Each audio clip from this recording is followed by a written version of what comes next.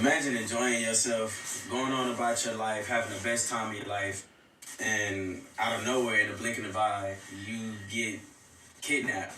You know, put into a van, never to see your family again.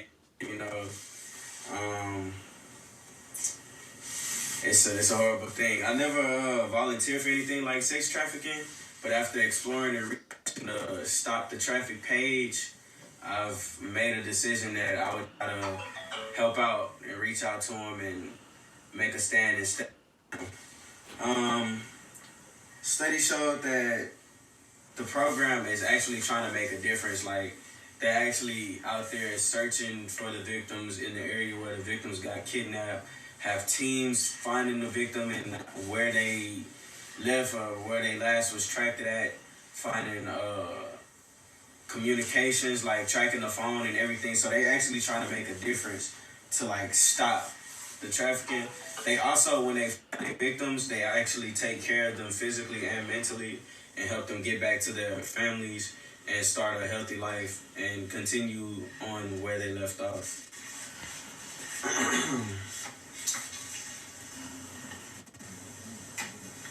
Today, we'll be exploring the history of stop traffic in this program,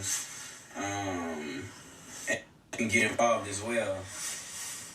Let's begin by talking about the history.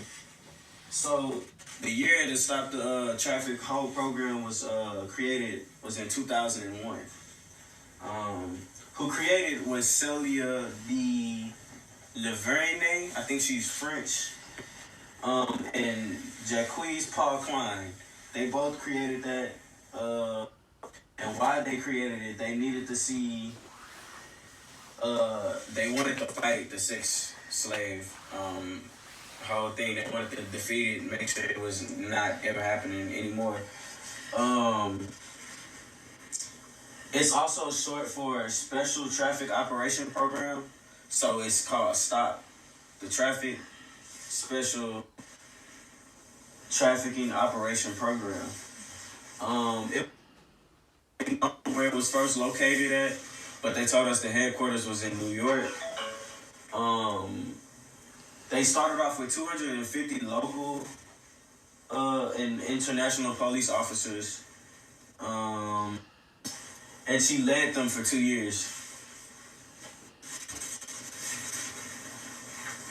Now that we examine the history of traffic program, we're gonna talk about the present. So, how many people have served? It's not really known how many people have served because they're all over the country right now trying to find all the victims. So in United States, Europe, all over the place, Africa, they're worldwide. Total budget is not known either, but I'm pretty sure it's a hefty price because they have police officers working on that and tracking the victims, and I know it's not cheap. They're currently gathering info, tracking routes, like I mentioned here, and assist and provide the victims with medical care, and it also they also obtain identification to help make their search easier and to help them return back home from where they came from, so to make it a lot easier for them. What are their future plans? Their future plan earlier is to stop the vicious cycle of trafficking. Now that we've explored the present, let's do the call to action. So, donation-wise, there's a donation button on the top right of the website, or when you search in Stop the Traffic website. Volunteer as far as anything about it, but you can contact them and you can try to negotiate with them and ask if you want to help, and I'm pretty sure they'll be down to let you volunteer and help the victims, get where they need to get. And donation and supplies, like I said, all donations you can make is at the top right of the website screen. We have evidence. So, actually, to close it out, hopefully traffic program can help put an end to all the victims suffering under the human trafficking, and to get them to safety. They can be one with their families, and and with their loved ones, have a normal life again, like I said earlier, and just regular scheduled programs. As far as the evidence, according to the Stop the Traffic website, March 2004, Ambassador Klein hired Celia, which is the two that got together and made this. He hired her, and this time in Liberia, where he was running the peacekeeping mission, was brought to fight the human trafficking. So he hired to help him fight the human trafficking. She found young girls across Eastern Europe, Asia, North Africa, and helped them get back home from being a victim of the sex trafficking. Their passports has been confiscated, and they had been locked up in rooms, drugged, beaten, and forced into prostitution. And the youngest one was 14 years old, which is very sick. 14-year-old girl from Sierra had her doing drugs. She was getting beat, forced into prostitution, a whole lot of stuff that kids shouldn't even be going through.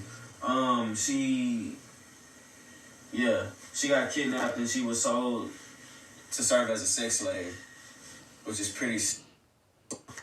They're doing whatever they can to stop all this. Another evidence, according to Stop the Traffic, they help the victim and identification documents navigate legal and bureaucratic obstacles in which is usually a foreign country to them. So yeah, and then they also help repatriate their homeland by offering shelter and protection. So they offer, if they can't find their home yet, they offer them shelter, they feed them, they take care of them, they provide whatever they need for them. And third, according to the Stop Traffic website, support centers are located in countries where the victims are recruited. So wherever the kidnap, that's where the support is going to be. So any place that kidnappings happen, they're out there, they're right there. That's their support system. They'll set it up right there and get started and trying to get that victim home as soon as possible. And they also offer access to vocalization, like in English and language training. So if the victims don't know any English, they'll help them, speak a little English and translate so they can get information on what happened to them and what was going on and how they're feeling right now. My name is Cordell Beckham. This is Team 5. We've been